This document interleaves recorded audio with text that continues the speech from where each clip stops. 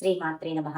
పురాణాల ప్రకారం ఒకానొక సమయంలో పార్వతీదేవి లోక కళ్యాణం కోసం, అలాగే స్త్రీలు తమ సౌభాగ్యాన్ని కాపాడుకోవడానికి, ఇంట్లో దరిద్రం చేరకుండా ఉండడానికి ఏదైనా సులభమైన మార్గం చెప్పమని పరమశివుణ్ణి కోరగా, పరమశివుడు అమ్మవారికి ఇలా వివరిస్తాడు.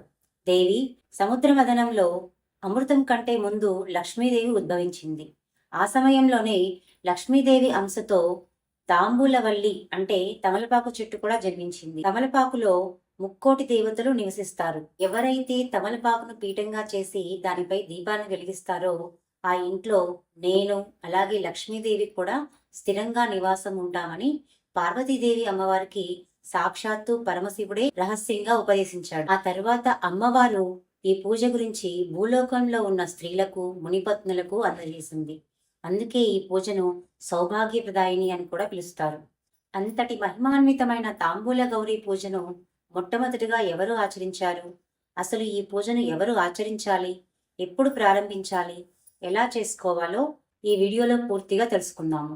అసలు మొట్టమొదటిగా ఈ పూజను ఎవరు ఆచరించారు అని అంటే శ్రీ మహాలక్ష్మీదేవి అమ్మవారు ఈ పూజను మొట్టమొదటిగా ఆచరించారు.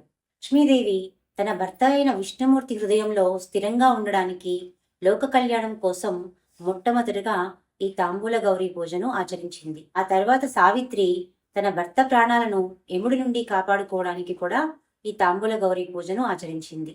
ఇలా ఎంతో మంది అమ్మవారి అనుగ్రహం కోసం ఈ తాంబూల గౌరీ పూజను ఆచరించారు. మరి అంతటి మహత్తరమైన పూజలో మనం తమలపాకునే ఎందుకు ఉపయోగిస్తాము? పురాణాల ప్రకారం తమలపాకుకు ఎంతటి విశిష్టత ఉందో ముందు మనం తెలుసుకుందాము.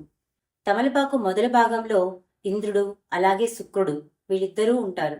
వీళ్ళిద్దరూ ఐశ్వర్యాన్ని ప్రసాదిస్తారు. అలాగే తమలపాకు మధ్య భాగంలో సరస్వతీదేవి అమ్మవారు మనకు జ్ఞానాన్ని ప్రసాదిస్తారు. అలాగే తమలపాకు కొన భాగంలో శ్రీ మహాలక్ష్మీదేవి అమ్మవారు ఉంటారు. అమ్మవారు మనకు సంపదను ప్రసాదిస్తారు. అలాగే తమలపాకు ఎడమవైపు పార్వతీదేవి అమ్మవారు ఉంటారు. అమ్మవారు మనకు సౌభాగ్యాన్ని ప్రసాదిస్తారు. అలాగే కుడివైపు ధన్వంతరి స్వామి ఉంటారు. స్వామివారు మనకు ఆరోగ్యాన్ని ప్రసాదిస్తారు.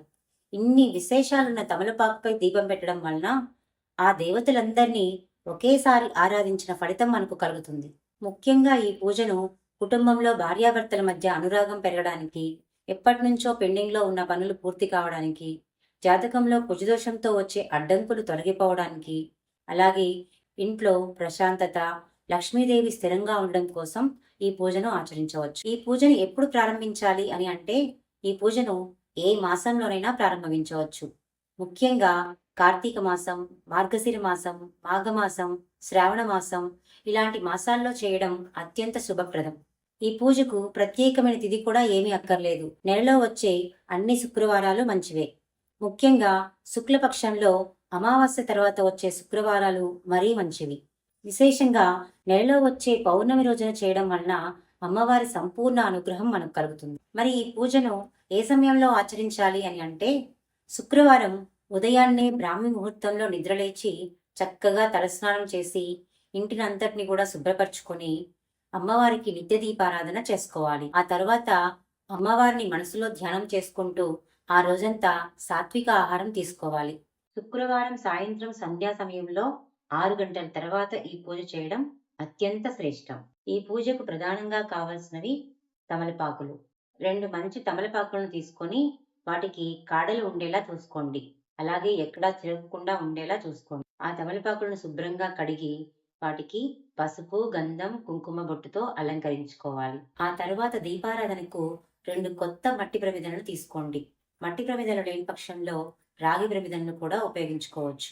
ఆ మట్టి ప్రమిదలను శుభ్రంగా కడిగి పసుపు, కుంకుమ బొట్టుతో అలంకరించుకోవాలి. దీపారాధనకు ఆవు నెయ్యిని లేదా నువ్వుల నూనెను కూడా ఉపయోగించుకోవచ్చు. ఇలా పూజకు కావలసినవన్నిటినీ సిద్ధం చేసుకొని శుక్రవారం సాయంత్రం సంధ్యా సమయంలో 6 గంటల తర్వాత చక్కగా మళ్ళీ స్నానమాచరించి తులసి కోట వద్ద, అలాగే మీ పూజా మందిరంలో కూడా సంధ్యా దీపాన్ని వెలిగించుకొని మీ పూజా మందిరంలో ఒక పీఠంపై లలితాదేవి అమ్మవారి చిత్రపటంను ఉంచి ఆ పీఠంపై మీరు ముందుగా సిద్ధం చేసుకున్న 2 తమలపాకులను ఏర్పాటు చేసుకోవాలి. ఆ తమలపాకును పీఠంగా ఏర్పాటు చేసి వాటిపై మట్టి ప్రమిదలను కానీ, రాగి ప్రమిదలను కానీ ఏర్పాటు చేసుకొని ఆ ప్రమిదల్లో ఆవు నెయ్యిని ముందుగా వడ్డించుకోవాలి. ఆవు నెయ్యిని వడ్డించుకున్న తర్వాత ఒక్కొక్క ప్రమిదలో 2 ఒత్తులను కలిపి ఏకవత్తిగా చేసి ఆ తరువాత ఏకహారతితో దీపాన్ని వెలిగించుకోవాలి. దీపారాధన చేసే సమయంలో దీపం జ్యోతి పరబ్రహ్మ, దీపం జ్యోతి మహేశ్వర, దీపేన సాధ్యతే సర్వం, సంధ్యా దీపం నమోస్తుతే అనే ఈ శ్లోకాన్ని చదువుతూ చక్కగా దీపారాధన చేసుకోవాలి. దీపంలోని ఒత్తులు ఎప్పుడూ తూర్పు దిశగా కానీ, ఉత్తరం దిశగా కానీ వెలుగుతూ ఉండేలా చూసుకోవాలి. దీపారాధన చేసుకున్న తర్వాత ఆ దీపాన్ని సాక్షాత్తు అమ్మవారిగా భావించి పసుపు, కుంకుమ, గంధం, అక్షితలు సమర్పించాలి. ఇలా చక్కగా దీపారాధన చేసుకున్న తర్వాత అమ్మవారిని మనసులో ధ్యానం చేసుకొని, అమ్మ రూపాన్ని మన మనసులో నింపుకొని లలితా సహస్రనామ స్తోత్రం కానీ, అర్ధనారీశ్వర స్తోత్రం కానీ చదువుకోవాలి. ఇవి చదవడం రానివారు ఓం శ్రీ గౌరీ శంకరాయ నమః అనే మంత్రాన్ని కానీ, ఓం శ్రీ లలితాంబికాయ నమః అనే నామాన్ని కానీ 108 సార్లు జపిస్తూ అమ్మవారికి నమస్కారం చేసుకోవాలి. ఆ తర్వాత అమ్మవారికి ధూపదీప నైవేద్యాలను సమర్పించాలి. నైవేద్యంగా చిన్న బెల్లం ముక్కను కానీ, పండ్లను కానీ, లేదా బెల్లంతో చేసిన పానకాన్ని కూడా అమ్మవారికి సమర్పించవచ్చు. ఇలా చక్కగా పూజను ఆచరించి పూజ పూర్తయిన తర్వాత అమ్మవారి దగ్గర ఉన్న అక్షితలను మీ శిరస్సుపై చల్లుకోవాలి. మరుసటి రోజు ఆ తమలపాకులను ఎక్కడ పడితే అక్కడ పారేయకుండా ఏదైనా పచ్చని చెట్టు మొదట్లో వేయాలి. ఇంతటి చక్కని దీపారాధనను ప్రతి ఒక్కరూ కూడా ఆ అమ్మవారి అనుగ్రహం కోసం, అలాగే మన సౌభాగ్యం కోసం ప్రతి శుక్రవారం సాయంత్రం సంధ్యా సమయంలో చేసుకుంటే మంచిది. అలా కుదరని వారు ఏదైనా ఒక బలమైన సంకల్పం కోసం చేసినట్లయితే 5 శుక్రవారాలు కానీ, 9 శుక్రవారాలు కానీ, 11 శుక్రవారాలు కానీ చేసుకోవచ్చు. మధ్యలో స్త్రీకి ఆటంకం కలిగినప్పుడు వదిలేసి ఆ తర్వాత మళ్ళీ ప్రారంభించుకోవచ్చు. తమలపాకుపై దీపం పెట్టిన వారి ఇంట్లో అమ్మవారు నిత్యం కొలువై ఉంటుందని, అలాగే సౌభాగ్యానికి ఎలాంటి లోటు ఉండదని మన పురాణాల్లో చెప్పబడింది. కాబట్టి ఇంతటి అద్భుతమైన ఈ తాంబూల గౌరీ పూజను ప్రతి ఒక్కరూ కూడా ఆచరించి అమ్మవారి అనుగ్రహాన్ని పొందాలని మనస్ఫూర్తిగా కోరుకుంటున్నాను. మరొక మంచి వీడియోతో మళ్ళీ కలుద్దాం. శ్రీమాత్రే నమః.